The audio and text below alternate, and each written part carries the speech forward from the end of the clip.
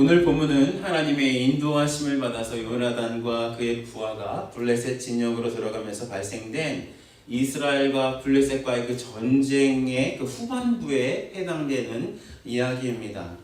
하나님께서 블레셋 군대에게 무엇을 허락하셨죠? 공포와 지진을 허락하셨습니다. 그 끝에 블레셋 군사들은 그 공포와 지진 때문에 서로가 서로를 죽이는 그런 일까지 이르게 되었습니다. 그러자 후퇴에 있던 이스라엘 백성들이 사울의 그 600명의 군대와 합세하여서 블레셋 군대를 추격하기 시작하게 되었습니다. 그때 이스라엘은 하나님께서 주신 승리를 계속해서 이어나가기 위해서 전투를 더욱더 가열차게 독려하고 있는 그런 상황이었어요. 그런데 오늘 본문 24절을 보니까 이스라엘의 왕인 사울은 참 이상한 결정을 하고 있는 것을 우리는 볼 수가 있어요. 24절 제가 읽겠습니다. 그날에 이스라엘 백성들이 피곤하였으니 경계하여 이르기를 저녁 곧 내가 내 원수에게 보복하는 때까지 아무 음식물이든지 먹는 사람은 저주를 받을지어다 하였음이니라. 그러므로 모든 백성이 음식물을 맛보지. 여러분, 전쟁의 본질이 무엇입니까? 전쟁의 본질은 자신의 그 모든 힘을 다해서 다른 사람을 죽이는 행위가 전쟁의 본질입니다. 그럴 때 자기 안에 있는 모든 에너지, 육적인 에너지를 다 소진하는 일은 그냥 다반사인 것입니다. 그런데 사울은, 이스라엘의 왕인 사울은 군사들이 음식물을 먹는 것을 금지하는 것이에요.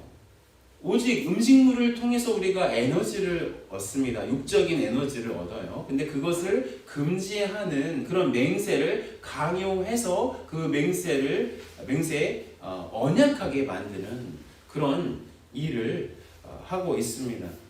근데 이 결정이 얼마나 성경도 바보 같은 결정이었는지를 보기 위해서 성경 본문 24절에 이 맹세라는 단어를 요엘이라는 단어로 사용하고 있습니다.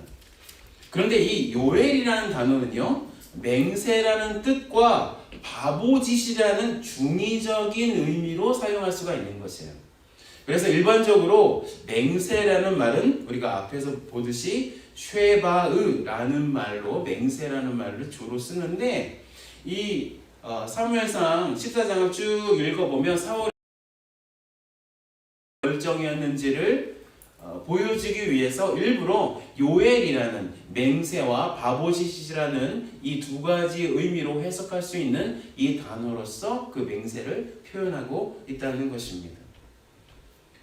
그래서 이 사울의 이 한심한 이 강요된 맹세 때문에 이스라엘 군사들은 숯불이 있는 곳에 있는 꿀을 보고도 누구 하나 그 꿀을 먹지 않으려고 했습니다. 그런데 사울의 그 자기 아버지가 이스라엘 군사들에게 그런 강요된 맹세를 시킨 것을 알지 못했습니다. 그래서 지나가다 꿀이 있으니까 지팡이로 조금 찍어서 입에 대서 먹었더니 눈이 밝아지는 그런 현상을 자기는 경험한 것입니다. 근데 그렇게 하자마자 이스라엘 백성 중에 한 사람이 달려와서 요나단에게 이렇게 얘기하죠. 당신의 아버지가 이 전쟁이 끝날 때까지 아무도 음식물을 먹지 못하게 하는 그 맹세를 시켰다. 그걸 아느냐? 근데 그 얘기를 듣자 요나단이 약간 화를 내는 듯이 이렇게 얘기합니다. 우리 아버지 사울이 우리 땅을 참 곤란하게 만들었다. 내가 이렇게 조금만 찍어서 먹었어도 이게 참 이상한 것이다 라고 얘기하죠. 이 저녁이 되자 그 맹세한 시간이 다 끝났고 이제 백성들이 해가 지자마자 어떤 일을 하게 됐어요. 너무나 배고파가지고 이 블레셋 사람들한테 빼앗은 그런 소와 송아지와 양들에게 달려가가지고 그 가축들을 핏째 먹는, 여호와 하나님께서 금지하신 것들이 뭐죠? 고기를 먹을 때 핏째 먹는 것을 금지하셨는데 너무나 배가 고픈 나머지 눈이 돌아가서 그 가축들을 그렇게 잡아 먹었습니다. 근데 그것을 본 사울이 이렇게 얘기하죠. 너희가 믿음 없이 행하였도다. 이렇게 얘기합니다.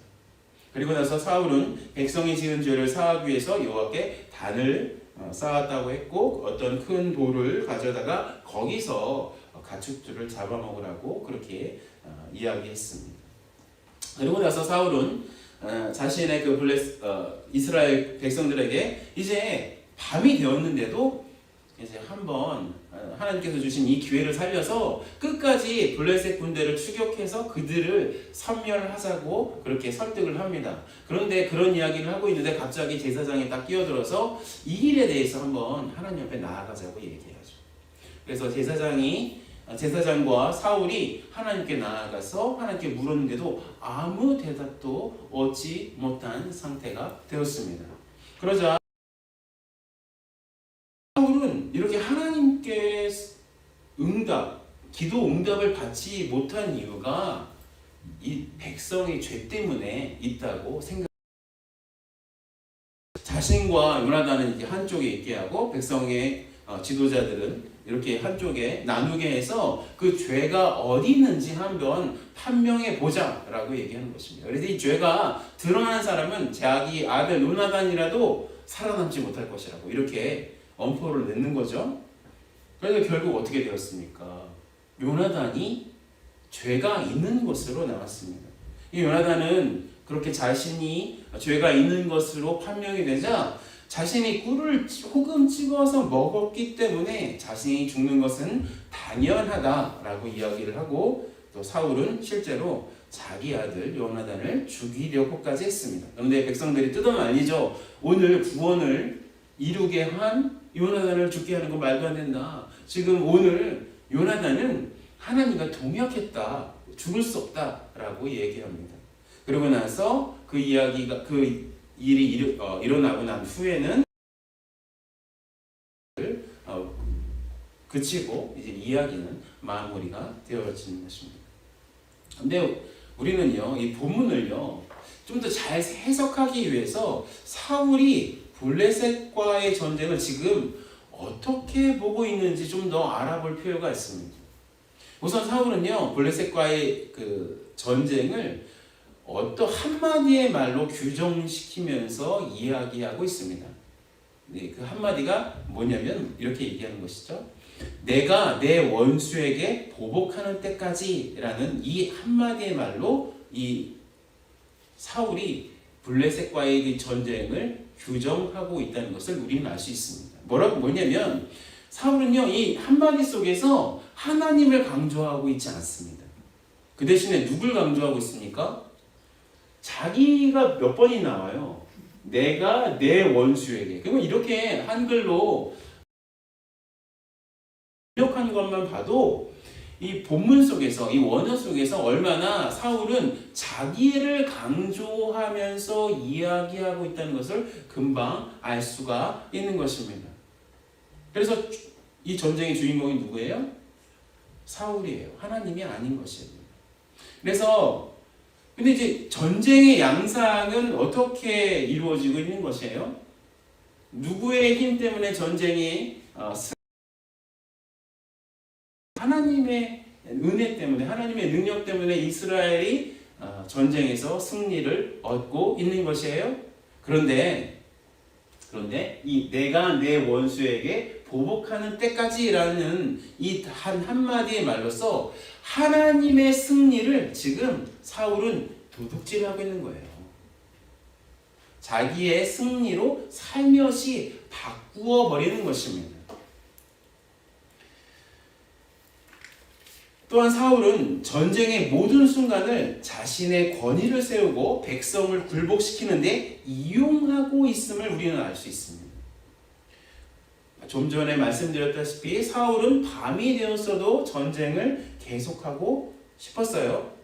그런데 제사장이 우림과 물어봤을 거예요. 그런데 아무 대답도 얻지 못하는 상황이 되자 갑자기 이거 이렇게 된 거 백성의 죄 때문에 이렇게 된 것이야. 저들이 어떻게 했어? 동물들을, 그 가축들을 핏째 잡아먹었잖아. 순간적으로 그렇게 판단했을 것입니다. 당연하게 누구의 죄인지 이렇게 드러날 때 당연하게 백성의 죄가 될 것이라고, 그렇게 뽑힐 것이라고 당연하게 생각했을 것입니다. 그런데 그렇게 백성의 죄로 드러나게 되면 어떤 일이 발생되는 거죠? 정치적으로. 여러분, 첫 번째 사울이 이 전쟁을 시작하기 전에 사울은 어떤 큰 잘못을 저질렀어요? 거의 해서는 안 될 번제를 스스로 드리는 일을 그는 해버렸어요. 그리고 나서 사무엘에게 엄청난 책망을 받습니다. 근데 그 이야기가 여러분 그냥 단순히 사울과 사무엘만 아는 그런 이야기였을까요? 여러분 말은 정말로 빠르게 흩어져 가요. 사울의 권위, 왕으로서의 권위가 뚝 떨어지는 일을 그가 했던 것이에요. 그런데 백성의 자신의 잘못이 어떻게 되는 것이에요? 정치적으로 잘못이 잘못을 덮게 되어서 자신의 잘못은 아무것도 아닌 것이 되게 되는 것입니다. 그게 뭐냐입니까? 그게 뭐냐면 사울은 지금 모든 순간순간마다 자기 자신을 높이려고 하고 자기 백성들을 자기의 권위에 굴복시키는 것에 모든 순간순간을 이용하고 있다는 것을 우리는 알 수가 있는 것입니다. 그런데 아이러니하게 누구의 죄로 밝혀지는 것입니까? 요나단의 죄로 밝혀지는 것입니다. 그거는 하나님께서 사울의 그 중심부를 보셨기 때문에 사울의 그 숨겨진 의도를 하나님께서 보셨고 숨겨진 의도대로 이 전쟁이 흘러가게 되면 분명히 하나님께서 원하지 않는 일을 이스라엘 전체가 하게 될 것을 염려하셨기 때문에 요나단의 죄가 그 죄가 무슨 큰 죄이겠습니까? 그냥 꿀 조금 먹은 거 그도 그리고 맹세를 한지도 몰랐어요. 근데도 그 죄를 드러나게 하신 이유가 하나님께서 사울의 그 악한 의도를 드러내기 위해서 그렇게 하신 것입니다. 그래서요, 사울은요, 이 전쟁을 어떻게 이끌고 있는 것입니까? 세상의 지혜, 어떤 세상의 정치판에서 이루어지고 있는 그런 세상적인 지혜, 어떤 악한 전략, 술수로 이 전쟁을 이끌고 있는 것입니다. 그래서 결국은 사울은 하나님의 지혜가 없는 사람으로 본문을 통해서 우리는 알 수가 있는 것입니다. 그래서요, 오늘 본문을 통해서요, 우리는 몇 가지 영적인 어떤 진리, 영적인 어떤 깨닫는 점 생각해 보았으면 좋을 것 같아요. 첫 번째는 뭐냐면요, 하나님께 순종하지 않는 사람은 지혜롭지 못하게 된다는 것입니다. 우리 함께 이 대제를 읽겠습니다. 시작. 하나님께 순종하지 않는 사람은 지혜롭지 못하게 된다. 네. 거듭 말씀드리는데요, 사울은 하나님의 지혜를 갖지 못하고 세상의 계략을 갖고 있는 상태입니다. 물론 세상의 계략으로 세상의 지혜를 있고 자신이 원하는 것을 얻을 수도 있습니다. 그런데요, 성경 안에서는 그 하나님 나라, 진짜 하나님 나라 안에서는 세상의 계략으로는, 세상의 어떤 악한 전략으로는 그 어떠한 것도 얻을 수 없습니다. 만약에 어떤 교회가 어떤 세상의 계략으로 어떤 것을 세웠다면 그건 하나님의 나라일까요? 하나님께서 하시는 걸까요? 그건 들어와서 세상의 것을 세운 것이라는 것을 우리는 알아야 되는 것입니다. 그래서 오늘 본문 속에서 사울이 하나님의 지혜로 전쟁을 이끌지 않고 오히려 세상의 계략으로 전쟁을 이끌고 있다는 것을 통해서 지금 그가 어떠한 상태에 있냐면 하나님께 순종하고 있지 않고 하나님을 경외하지 않고 있다는 것을 우리는 금방 알 수가 있는 것입니다. 그런데 성경은 분명히 지혜는 여호와를 경외하는 것에서 온다고 말씀하고 있습니다. 잠언 9장 10절의 말씀입니다. 다 같이 읽겠습니다. 시작. 여호와를 경외하는 것이 자를 아는 것이 명철입니다. 이 말씀은요, 여호와 하나님을 우리의 창조주로 인정하라는 말씀인 것입니다. 하나님께서 이 세상을 만드시고 또 우리를 만드신 창조주시라면 이 세상을 하나님의 방법대로 살기 위해서 필요한 지혜도 분명히 하나님께서 우리에게 주실 것이라는 것을 말씀하고 있는 그 분명한 말씀인 것입니다. 우리가 하나님께 순종하고 있지 않은 상태에 있다면 우리는요, 지혜를 주시는 하나님과 연결되어 있지 않는 상태를 의미하고 있는 것입니다. 그렇다면 진정한 지혜는 하나님으로부터 얻을 수 없게 되는 것입니다. 물론 이 세상 속에서 아까도 말씀드렸다시피 이 세상을 잘 이용해서 자신의 배를 채우고 다른 사람 위에 군림할 때 필요한 세상의 지혜가 있어요. 그런데 성경은 그것을 지혜라고 부르지 않습니다. 성경은 그것을 분명히 악한 계략이라고 부르고 있습니다. 우리는 세상의 계략은 소유했지만 하나님의 지혜를 가지고 있지 않았던 사울을요, 판단하고 재단하고 정죄할 수 있습니다. 그리고 그렇게 사울을 판단하고 재단하고 정죄하는 것을 통해서 우리 자신이 지혜롭지 못하다는 것을 감출 수 있습니다. 우리가 다른 사람을 이렇게 많이 비난하는 사람들 있잖아요. 그 비난하는 이유가 뭐냐면 비난하는 것을 통해서 자신의 정당함을 드러낼 때 그렇게 많이 하는 것입니다. 그런데 하나님께서 이 성경 속에서 사울의 모습을 이렇게 극명하게 정말 자세하게 정확하게 우리에게 보여주시는 이유는 우리가 사울을 신하고 이렇게 여길 것이 아니라 그 사람과 우리가, 그 사울이라는 그 사람과 우리가 얼마나 닮아 있는지 살피라는 하나님의 정확한 의도가 있는 것입니다. 여러분, 우리도 하나님께 순종하지 않고 있기 때문에 지혜롭지 못한 모습을 많이 보이면서 이 세상을 살고 있다는 것, 여러분 인정해야 하는 것입니다. 참으로 우리는 지혜가 없습니다. 하나님께서 주시는 지혜가 참 갖기가 어려워요. 그 지혜대로 사는 거 참 힘들어요. 오늘 전도사님께서 찬양하시기 전에 했던 그 말과 제가 오늘 준비했던 말과 너무나 닿아있어요. 우리가 하나님의 방법대로 살고 싶고 하나님께 나아가고 싶지만 우리의 마음은 다 많이 다른 것들, 내가 원하는 것들, 세상의 것들에 이렇게 쏠려 있는 거 사실입니다. 그것이 바로 우리가 지혜가 지금 없다는 것을 보여주는 증거예요. 그렇다면 어떻게 하면 지혜를 얻을 수 있을까요? 순종해야 하는 것입니다. 왜냐하면 하나님께 연결되어 있을 때만이 하나님의 지혜를 얻을 수 있는데, 하나님과 연결되어 수 있는 유일한 방법은 하나님께 순종하는 것이기 때문입니다. 또한 순종은 오직 하나님의 선하심을 믿고 그 믿음으로 나가는 사람에게 주시는, 그래서 야고보서 1장 5절에서 7절은 이렇게 말씀하고 있습니다. 우리 함께 읽겠습니다. 시작. 너희 중에 누구든지 지혜가 부족하거든 모든 사람에게 후히 주시고 꾸짖지 아니하신 하나님께 구하라. 그리하면 주시리라.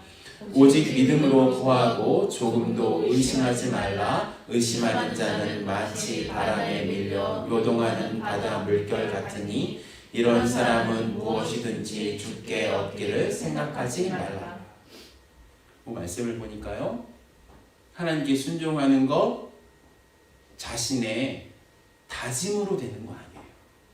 자신의 어떤 의지로 되는 것이 아니라 하나님을 믿는 믿음으로 하나님께 나가는 사람에게 하나님의 그 선하심을 믿고 하나님이 우리를 얼마나 기뻐하시는지 그것을 믿고 그 믿음으로 하나님께 나아가는 사람에게 하나님은 그 순종이라는 것을 선물로 주시고 그 순종이라는 선물은 지혜라는 열매로 우리에게 보여지게 된다는 것입니다. 이 얼마나 원리인 것입니까? 여러분, 두 번째로 이 본문을 통해서 영적인 어떤 원리 우리 삶 속에 적용하고 싶은 것이 있는데요. 그것은 뭐냐면 하나님께 순종하지 않는 사람은 다른 사람을 지배하려 한다는 것입니다. 우리 함께 읽겠습니다. 시작. 하나님께 순종하지 않은 사람은 다른 사람을 지배하려 한다. 하나님께 순종하고 있지 않았던 사울은 끊임없이 다른 사람을 지배하려고 사울이 끊임없이 자신의 능력을 증명하려고 했던 근본 동기도 백성들에게 자신의 능력을 보여서 백성들을 굴복시키려고 그렇게 한 것입니다. 또한 앞서 말씀드렸다시피 하나님께서 아무런 응답을 하지 않으셨을 때 백성들과 자신들을 나누고 누구의 죄인지를 가려내려고 한 것도 백성들의 잘못을 드러내서 자신에게 굴복시키려고 그렇게 한 것입니다. 사울이 그렇게 죄인을 가려내려고 했을 때 사울은 하나님과 함께했고 이스라엘에게 승리를 안겨준 요나단이 그 죄의 장본인이 될 것을 전혀 생각하지 못했을 것입니다. 사울은 그렇게 생각하지 못했을 것입니다. 그러나 하나님께 순종하지 않은 사울의 죄를 드러내시기 위한 하나님의 뜻 때문에 요나단의 실수 같지도 않은 그 실수가 드러나게 된 것입니다. 그렇다면 왜 하나님께 순종하고 있지 않은 사람은 왜 다른 사람을 지배하려고 할까요? 그것은 하나님께 순종하고 있지 않은 그 사람 스스로가 하나님이라고 본능적으로 믿기 때문인 것입니다. 하나님께 순종하고 있지 않잖아요. 그러면 자동적으로 그 사람은 한 사람의 하나님이 되는 것이에요. 그것이 죄의 본질입니다. 죄의 본질은 사람 스스로가 하나님 되어서 하나님처럼 행동하기를 원하는 그런 경향인 것입니다. 그런 하나님을 향해서 적개심을 가지고 있을 수밖에 없어요. 그리고 사람들을 자기가 원하는 대로 움직이려고 무척이나 애쓰는 것입니다. 나 자신이 하나님인데 진정한 하나님이 기분 나쁜 거예요. 싫은 거예요. 적개적인 마음을 품을 수밖에 없는 것이에요. 나 자신이 하나님이기 때문에 내 마음대로 내 주위에 있는 사람들, 내 밑에 있는 사람들 다 내 마음대로 행동하길 원하고 그렇게 조종하기를 원한다는 것입니다. 이런 특징 누구에게서 발견할 수 있을까요? 독재자들이 그런 성향을 갖고 있습니다. 대로 사람들이 움직이는 것을 강요하는 거예요. 사람들이 자유롭게 의견 내세우는 거 기분 나쁜 거예요. 내 말 들어. 내 말 들어. 다른 소리 하지 마. 그렇게 얘기하는 것입니다. 왜 그렇게 하냐면 그들 스스로가 하나님이라고 생각하고 있기 때문인 것입니다.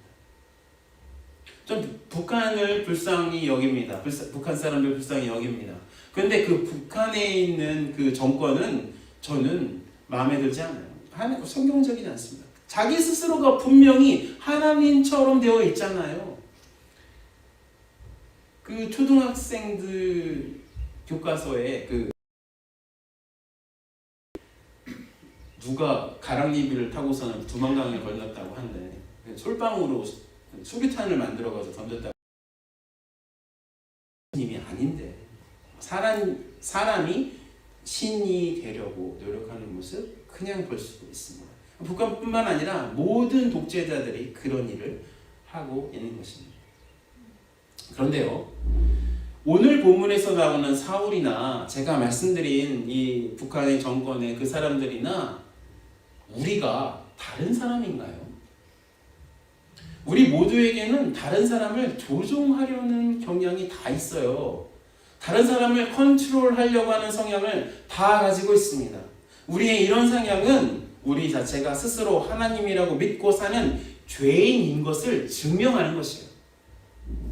특별히 이렇게 다른 사람을 조종하려는 경향, 자신과 아주 가까운 관계에 있는 사람들에게 나타나거나 또 권력을 가지고 있을 때 그렇게 주로 나타나게 되는 것입니다. 여러분, 만약에 여러분의 주위에 있는 어떤 사람이, 특별히 여러분의 자녀들이 여러분의 의도와 다르게 다른 결정을 한다 했을 때 여기서부터 뭔가 올라오지 않습니까? 여기부터 더 올라와요. 쭉 올라올 때 쭉 올라 죄인이구나 라고 생각하면 인생 살기 쉬워져요. 인생 살기 쉬워져요. 내가 옳고 네가 틀려 라고 하는 그 순간에 하나님 보실 때는 아니야 너 나대려고 하는 거야 라고 여러분 그렇게 생각하시면 되는 것입니다. 여러분, 그래서 그런 마음이 들 때 다른 사람을 자꾸 조종하려고 하고 다른 사람들이, 특별히 가까운 사람들이 우리의 말에 따르지 않았을 때 우리가 화가 나는 그 모습을 보인다면 내가 지금 하나님께 순종하고 있나? 하나님께 다 맡겨드리고 있나? 그것을 점검하셨으면 좋을 것 같아요. 또요, 이렇게 하나님께 순종하지 않아서 다른 사람을 지배하려는 사람, 어떤 성향을 또 띠게 되나요? 본문에서 사울이 백성에게 모든 책임을 떠넘기려고 하잖아요. 그렇죠? 그렇게 하나님께 순종하지 않는 사람은 다른 사람의 탓을 하는 것이에요. 다른 사람에게 모든 책임을 전가시키는 것이에요. 제 얘기입니다. 다른 사람 이야기 아니고 저희 얘기예요. 며칠 전에 아내와 함께 차를 타고 어디를 가고 있었어요. 그때 간식으로 구운 계란을 가지고 갔었는데요.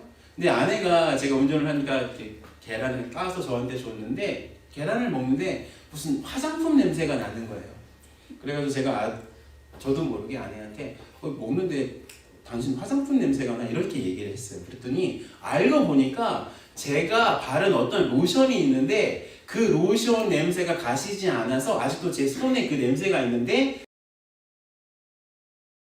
우리 아내도 제 기회를 타서 저한테 얘기하는데 당신이 요즘에 내 탓을 많이 한다. 그 얘기를 들었을 때 내가 지금 그러고 있구나. 그리고 나서 오늘 본문을 읽는 거예요. 야, 이게 참 말씀이 다른 사람 이야기 아니구나. 내 이야기구나. 여러분, 저 이야기뿐만 아니지 않습니까? 여러분은 어떠세요? 우리 모두에게 구원받았지만 우리 안에 죄의 잔재가 남아있어서 그것과 계속해서 싸워 나가야 되는 사람. 그래서 우리가 죽을 때까지 그 성화의 길로 하나님의 그 거룩한 그 수준까지 변해야 하는 그런 사람들인 것을 우리는 잊지 말아야 하는 것입니다. 아멘 하면 좋을 것 같은데요.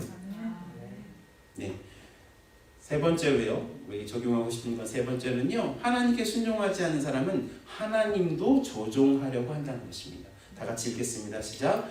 하나님께 순종하지 않는 사람은 하나님도 조종하려고 한다는 것입니다.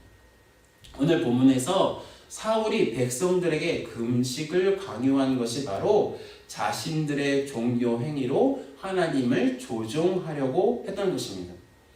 사울이 이스라엘이 한참이나 전쟁에서 승리의 시간을 더 벌기 위해서 자신의 승리의 시간이 단축되어지는 것을 너무 아까워서 음식물을 먹지 말고 그냥 계속해서 싸워라, 그런 의도도 있었을 것입니다. 또한 거기다가 백성 전체가 전쟁을 하는 도중에도 하나님을 향해서 금식을 한다면 하나님께서 자신이 원하는 블레셋을 선멸하는 것에 얼마나 더 응답할까, 그런 계산이 사울에게 있었던 것입니다. 이건 바로 하나님을 조종하려는 생각인 것입니다. 그런 하나님을 조종하려는 그 생각, 그 결정이 본문에서, 이 성경 말씀에서 바보짓이라고 중의적으로, 예수님의 제자들도 그런 성향을 보였죠. 예수님께서 십자가로 나가야 된다는 것을 이렇게 말씀하셨어요. 베드로가 그 이야기를 듣자 그런 일이 주님께 있어서는 안 된다고 얘기하셨습니다. 그자 예수님 어떻게 반응하셨어요? 마태복음 16장 23절 다 같이 읽겠습니다. 시작. 예수께서 돌이키시며 베드로에게 이르시되 사탄아 내 뒤로 물러가라. 너는 나를 넘어지게 하는 자로다. 내가 하나님의 일을 생각하지 아니하고 도리어 사람의 일을 생각하는도다 하시고. 베드로가 하나님이신 예수님을 자신의 입맛대로 움직이길 원했기 때문에 예수님을 조종하려고 한 것입니다. 매니플레이션 한 것입니다. 어떤 사람은 자신의 신앙 행위로 하나님을 조종하려고 합니다. 자신의 선한 행동으로 하나님을 조종하려고 합니다. 자신의 어떠한 그 40일 금식, 그 교회에서 열심히 봉사하는 것으로 하나님, 내가 열심히 교회에서 봉사하면 하나님께 제가 원하는 우리 딸, 우리 아들 하버드 보내주세요. 이렇게 되는 거죠. 그 공식이 있어요. 그렇죠? 우리가 하나님께 뭘 드리면 하나님은 우리에게 더 많은 걸 준다. 계속해서 제가 이 패턴 계속해서 설교에서 강조하고 있습니다. 하나님, 자판기로 전락시키면 안 된다고. 복 자판기, 내가 원하는 거 낳는 자판기, 하나님 자판기로 만들지 마세요. 우리의 신앙생활은요, 하나님을 향한 사랑이어야 하는 것입니다. 하나님께 받은 것에 대한 감사이어야 하는 것입니다. 여러분, 제가 갑자기 마음속에서 예수 믿기 참 잘했다. 예수 전하는 거, 이 삶, 내 직업으로 선택한 거 참 잘했다. 제가 잘 살아서가 아니라, 어떤 사역에 성공을 해서가 아니라, 그거 너무나 감사한 거구나. 기쁜 거구나. 라는 것이 밀려왔어요. 여러분, 하나님 믿는 거 기쁜 것입니다. 하나님 섬기는 거 감사하는 것입니다. 그렇기 때문에 교회를